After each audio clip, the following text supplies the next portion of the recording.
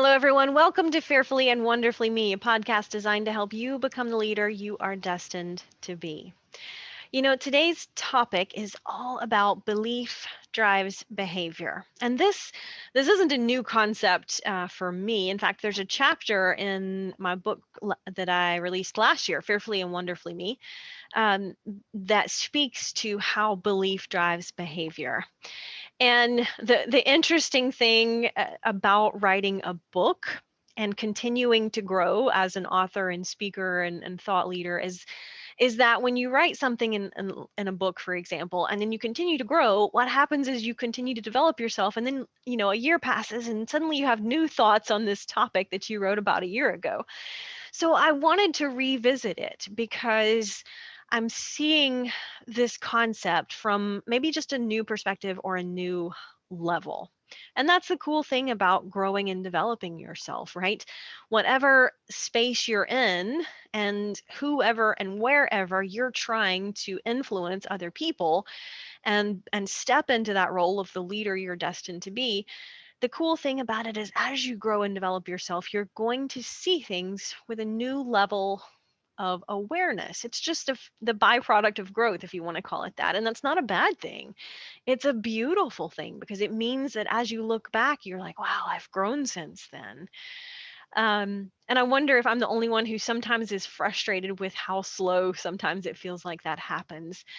And it's always interesting because I have an Amazon book reading list that is bigger than all of the books you see behind me. If you're watching the video, if you're listening to the audio on this podcast, you can't see the shelf of books behind me, but I have this huge bookshelf of books behind me of books that I've mostly read, but far greater than the books that I've read are the books that I want to read because I know that there is so much information out there that I don't know. And so I'm just always looking for books to add to my list and looking forward to the moment when I sit down and I read them and it changes the way that I think, right?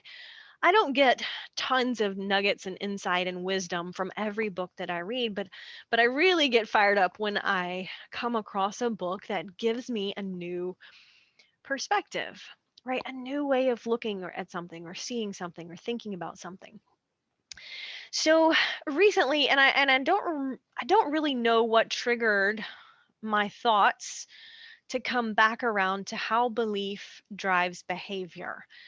Um, Except that I wrote down in my, it's not really a journal, but kind of my book that I capture all of my thoughts in.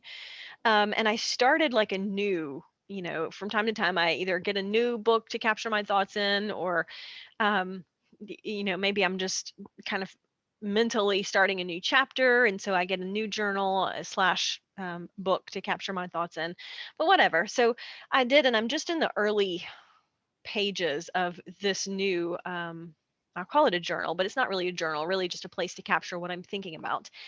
It's always fascinating to go back and look at these, years later and see where my thoughts were back then. But I'm just in the first few pages of this new notebook. And I underlined, I wrote down some thoughts a couple of days ago, and then I underlined belief drives behavior because that's kind of what was on my heart at the moment. And I underlined it and then I circled it and then I thought, this might be the title for my next book. I don't know, and it really was just a chapter and a concept in Fearfully and Wonderfully Me, but it's such a powerful concept on all levels. So I wanted to do a podcast episode kind of drilling down to why it's powerful and how we can learn to leverage that in our own lives. So, um, some of this was really kind of just elaborating or digging deeper, right, to what I talked about in Fearfully and Wonderfully Me, um, because I've shared the example before of how what we believe about ourselves, about the world, about other people, heavily, heavily, heavily influences and determines how we interact with those other people, how the behaviors that we adopt for ourselves, the choices that we make as individuals is very, very, very heavily dictated, determined, and influenced by our beliefs about ourselves, about other people, and the world around us. So, when we think about the power of self-limiting belief and overcoming self-limiting beliefs, I think it's really important to just take a step back and say, well, number one, what are those beliefs and how did they get there to begin with? So it's almost a two-step process to ask yourself, what are my beliefs? And let's just focus on self for the purposes of today's podcast, because we could do a whole nother episode, probably should do a whole another episode on the beliefs about the interactions that we have with other people. But so I want to focus on beliefs about ourselves for this podcast. So really, when you think about that, have you ever just sat down and maybe journaled, scribbled, brainstormed, or thought about what beliefs do I have about myself? And it sounds funny when I say it out loud, but really it's a powerful process when we actually sit down and go, well, what beliefs do I have about myself? And then what which of those beliefs are not serving me? Which of those beliefs are holding me back? In other words, which of those beliefs are self-limiting beliefs? And which of those beliefs are actual, facts versus stories that I tell myself or have told myself to the point that I believe them? And I know, mind blown, right? Because we probably are not very comfortable with the concept that some of our beliefs about ourselves aren't true. And that's a little bit uncomfortable feeling, isn't it, when we think about that? And the reason I can say that is I've seen this in my certainly in my own life, but also in people that I coach or teach to, and how so much of the time we create a story about ourselves, and then we adopt that story and we internalize it to the point that we are not even aware at some point that it's a story we've created or a belief that we've created. It just simply becomes a part of who we are. And so the problem with that is that that might or might not be based on true facts, but it still is heavily influencing our choices, our behaviors, our thoughts. And those choices, actions, and thoughts and behaviors have consequences, either positively or negatively. Now, I've shared with you before kind of that limiting belief I had about myself regarding my ability to be an athlete and to be a runner specifically, and how for a long time that really held me back from trying to do much of anything athletically, because I always had that self belief about myself that I'm like, well, I'm not really great at athletics. And so I didn't really act like I would be any good at it. And I didn't put forth much effort at it. And if you're not familiar with that story, I do speak to that in depth in Fearfully and Wonderfully Me. So I'm not going to repeat that here because it's on a previous podcast and it's a chapter in the book as well. But my point here is when I was able to, I realized that that was a self limiting belief and not necessarily a fact, then I could work to change it and overcome it. Now, absolutely, it's true that I'm not the world's greatest marathon runner, right? And that's a fact. But the limiting belief was saying I couldn't improve in my running or my athletic ability because I wasn't the world's greatest marathon runner, right? Do you see the difference? One of those statements is a fact. Physiologically, I'm not cut out to be the world's greatest marathon runner.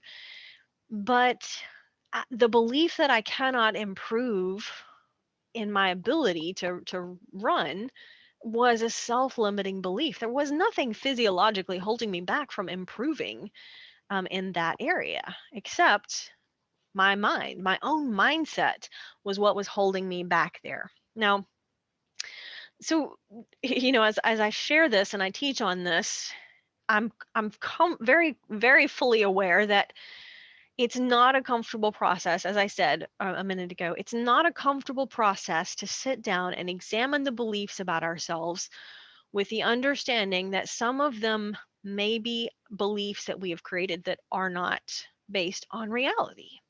I know that that's not comfortable because none of us like to think about you know, none of us like to think about what's driving our behavior and our thoughts and our actions and choices. A lot of times might not be something that's true, right? We don't like to think about that. That's not a comfortable thought. It means what it means is that we're holding ourselves back. That's what it means. And so that's not a comfortable truth either. But I come back to again and again Michael Josephson's quote, we don't have to be sick to get better, right? There's nothing wrong with you.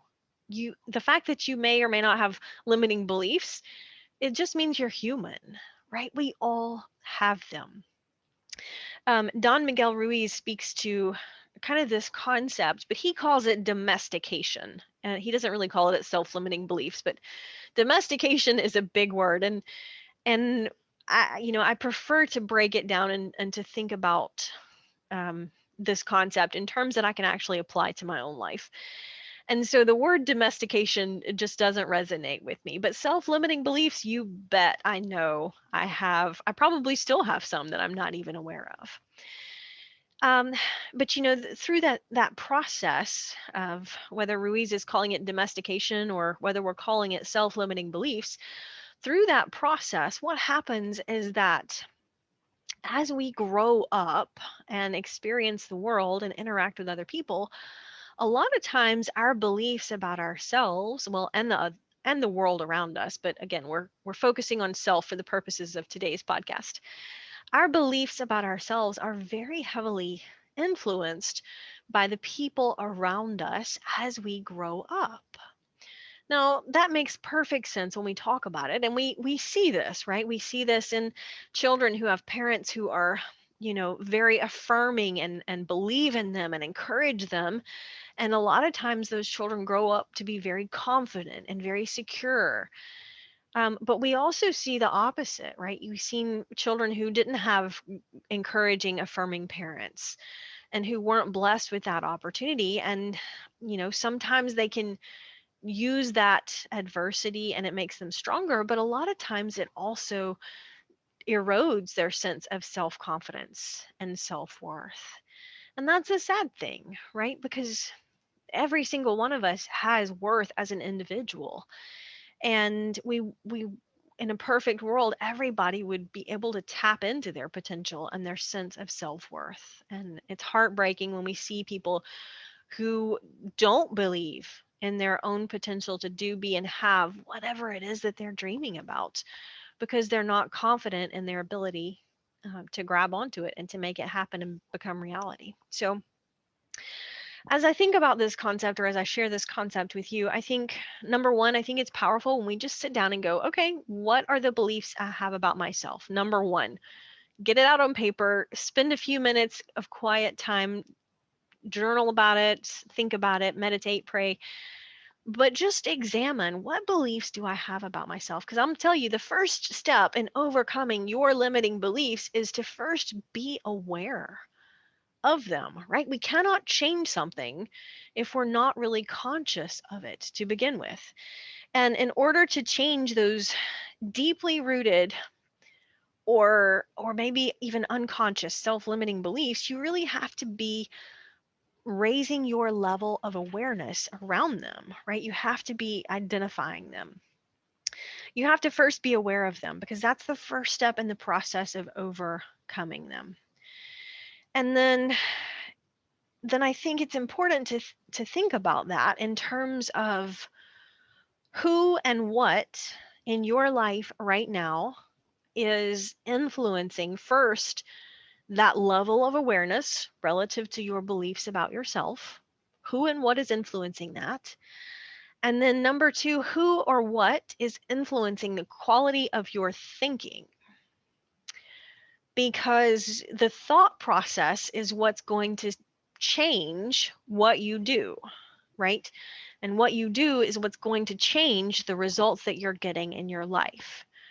If you want to create or recreate some habits in your life that help you become more successful in whatever you're striving to do, that's going to start with thinking through that, right? What's going to start thinking through those habits? And when you drill down to it, really, knowing who and what is affecting the quality of your thinking is super, super, super important in helping us think better thoughts, right? If I want to change the quality of the thoughts that I'm having so that I change the quality of the decisions I'm making, I need to be very careful in allowing someone or something to heavily influence my thoughts. And so I wanted to share something with you. I actually jotted it down here in my little book. It was just a question I was kind of thinking about. Who or what influences the quality of your thinking? And maybe you have something different, but this is kind of what I came up with. Number one, the first thing that influences the quality of our thinking or my thinking is the people around us, right? The people around us definitely influence the quality of our thinking. There's no doubt. The people that we voluntarily choose to spend the most time with are the people that we become the most like, because the people around us start to affect us. They start to influence us, that we start to talk like they talk, we start to dress like they dress, we start to eat like they eat, usually for a and not a better way, right? It's always easier to be influenced negatively than positively. um, so we know this, right? Well, that's why we tell our teenagers not to hang around with certain other teenagers, because we know if they're running in the same crowd, it's very easy to make some of those same decisions, and usually those are not great decisions. So we already know this. It's common sense. The people around us influence our thinking.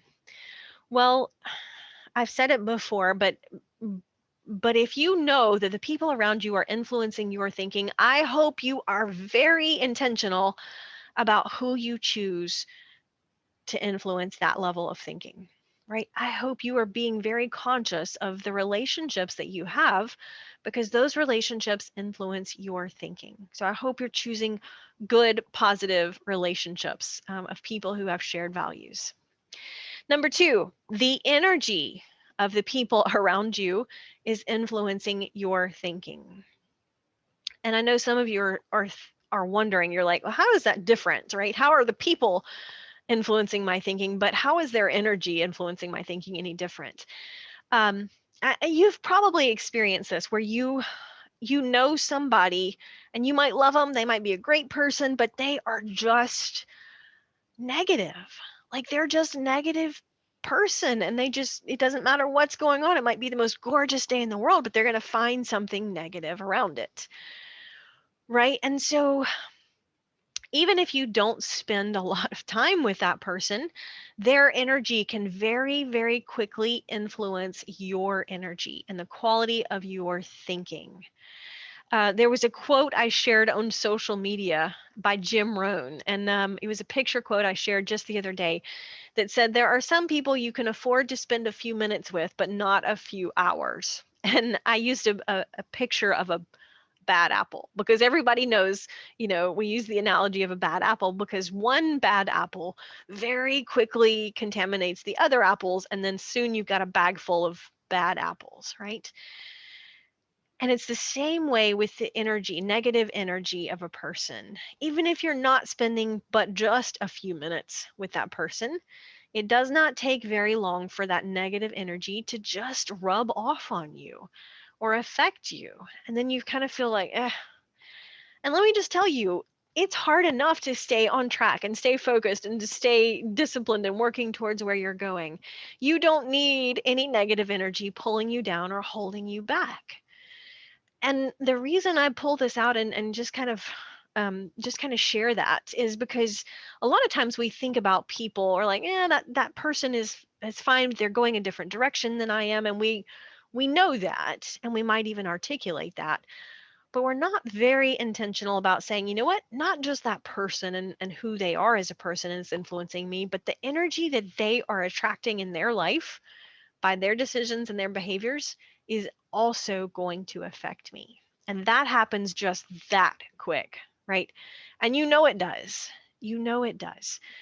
You've been in situations, maybe you've been in a meeting at work, and someone comes into the room who just has negative energy, and you can just shift. You can feel the shift of energy in the room, and you can just feel the tension start to rise and the stress start to rise. And it might happen just within 20 seconds, right? Maybe that person didn't even say anything, but you could feel the energy shift. And so that's why I wanted to point that out, is that's the second thing that can affect our thoughts and our thinking and our energy. Number 3, the environment around us. The environment around you is affecting the quality of your thinking. And, we can see this play out in big ways and small ways. It's been several years ago when Mac and I were living in an apartment, and we used to say we had a small herd of large elephants living above us. And there's no doubt that I was less productive in that environment. Now, there's nothing wrong with living in an apartment, and certainly the family above us, they just had some kids. It's not like they were intentionally trying to make a lot of noise in our environment. They're just walking around upstairs. But there's no doubt that that environment affected my productivity and the quality of my thoughts. And having changed that environment, it definitely has changed the ability and quality of the thoughts that I think. Now, you might not be able to instantly change where you're living. If you're like, you know what, I'm in an apartment too, but I have people living above me, but I can't do anything about that right now. That's okay, right? Remember, the power of being proactive is to focus on what we can control. So maybe you can't control exactly where you're living in this moment, but or working, right? Maybe your office environment is noisy or stressful or not as productive as you would like. But what can you do, right? When I look around at my environment, there are things that I can do to make that help me be more productive or help me have better quality of thoughts. By that, I mean, I keep here on my desk the books that I'm actively reading or considering or reviewing. Because when I read a book, I go in and I underline a lot of quotes and things like that. But I also keep that book around for a little while. I don't know how long, and because I'm referring back to it, right? I'm not done with. I'm not ready to file that book away yet. I'm still referring to it. I'm still thinking on it. Maybe pulling out some of the quotes that I underlined.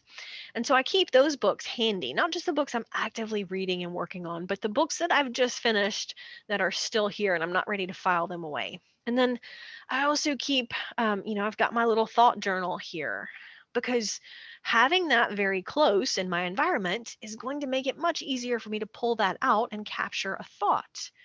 So that is affecting my thinking. That's an example of how that's affecting my thinking positively, is just having resources to think on. I think a lot of people just assume that when I talk about thinking, it means that you're just going to sit down somewhere quiet and thoughts are just going to pop into your head. Now, that does happen sometimes, but honestly, for me, it's not usually when I'm sitting somewhere quiet that thoughts pop into my head. It's when I'm doing something like running or something mindless, like washing dishes or juicing up fruits and vegetables. Right? It's something that my hands are involved in or my feet are involved in, but my mind is free to just think. And that seems to be a very great way for me to think on thoughts. So when I talk about changing the quality of your thinking, especially as it relates to self-limiting beliefs, I'm not saying just sit down somewhere and a thought's going to magically pop into your head. Um, Most of the time, it's been my experience that I need to read something or look at something or hear something that is thought provoking, right? And then later in that quiet time, I have something that I'm like, oh, I need to think about that. What thoughts do I have around that? Is it true? Do I agree with it? Why or why not? So, the environment around you can influence your thinking. And then that brings me to number 4, which is what you read, listen to, watch, of course, obviously. Those are inputs into your brain, and they are going to change positively or negatively the quality of your thinking. And then last but not least, what I wrote down in my little thought book is that our physical health can influence our thinking. And this comes down to how much sleep we're getting, the quality of the nutrition that we're putting in our body.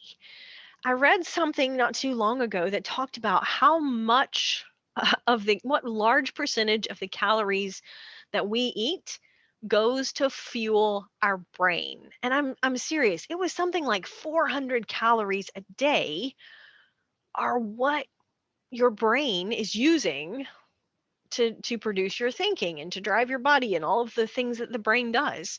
I mean, 400 calories a day is diverted to feed the brain, literally. And that's why when you are hungry, you don't think as well. And that was, I mean, maybe you guys already know this, but that was powerful for me to just remember, hey, when I'm starving or I haven't had anything to eat or I skipped lunch somehow, is not the best time for me to be making big decisions because I'm not going to be thinking my best thoughts or my clearest thoughts. That brain fog when you're hungry is a real physiological thing. Your body is just running on empty, and your brain does not do well on a starvation intermittent fasting diet. Your brain is like, hello, I need food to think the best thoughts. So the quality of the nutrition that we're putting into our body can really change or influence the way that we're thinking. So, all that to say, when I consider that and you sit down and you start to think about your beliefs about yourself, it's important to consider, how did that belief get there?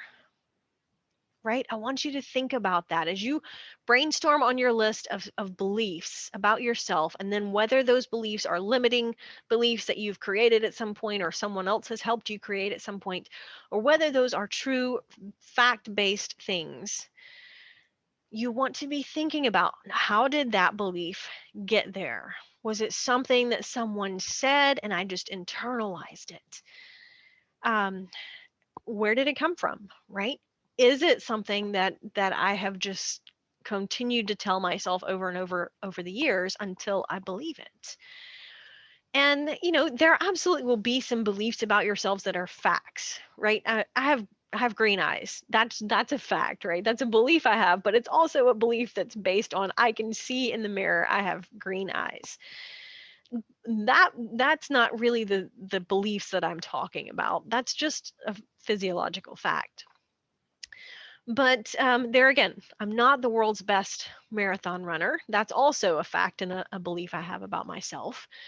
But it becomes a limiting belief when I say, not only am I not the world's best marathon runner, but I cannot improve in my running, right? So you see how it's very easy from that to cross the line from a belief to a limiting belief. The fact that I'm not the world's best marathon runner, it just is. It's not a positive thing or a negative thing unless I tell myself it's a positive or negative thing. But if I allow that to hold me back from growing in my athletic ability, if that's what I decide to do, then it becomes a self-limiting belief.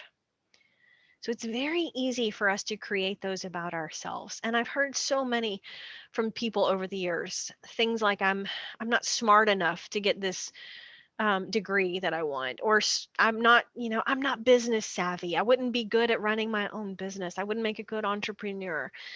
Um, I'm not good at remembering names. Oh, that's a big one. I hear so many people say, I'm not good at remembering names. Well, look, if you tell yourself over and over that you're not good at remembering names, you're not going to be good at remembering names. So quit telling yourself that. Figure out some tips and tricks to help develop that skill, because it is a skill. It absolutely is a skill. And you can improve that skill just like any other skill. Um, I'm not, a lot of times we base our sense of self worth on a physical fact. Or even worse, we base our sense of self worth based on what somebody else thinks about our physical fact. Don't let anyone else determine your sense of self worth, right? Don't let anyone else's perceptions of you determine your self worth, because that's a limiting belief you cannot afford to have. Trust me, we get in enough trouble just on our own thinking. Don't allow anybody else to negatively influence that or hold you back, right? It's your identity and your the only one who can reach into that sense of self-worth and claim that and build your identity based on that. So I know I've shared a lot of information with you on this podcast episode about the process of becoming aware of our self-limiting beliefs. And that is so powerful because there again, our belief drives our behavior. Our beliefs determine our behavior, right? What you believe determines what you think about, how you behave, what choices you're making, and ultimately affecting your influence with yourself and the other people in the world around you. Until next time.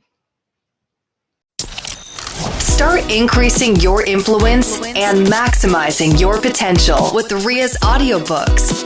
Available at audible.com, amazon.com, and iBooks. Please visit riastory.com to learn about Ria's books, resources, speaking, and training programs. Thanks for listening.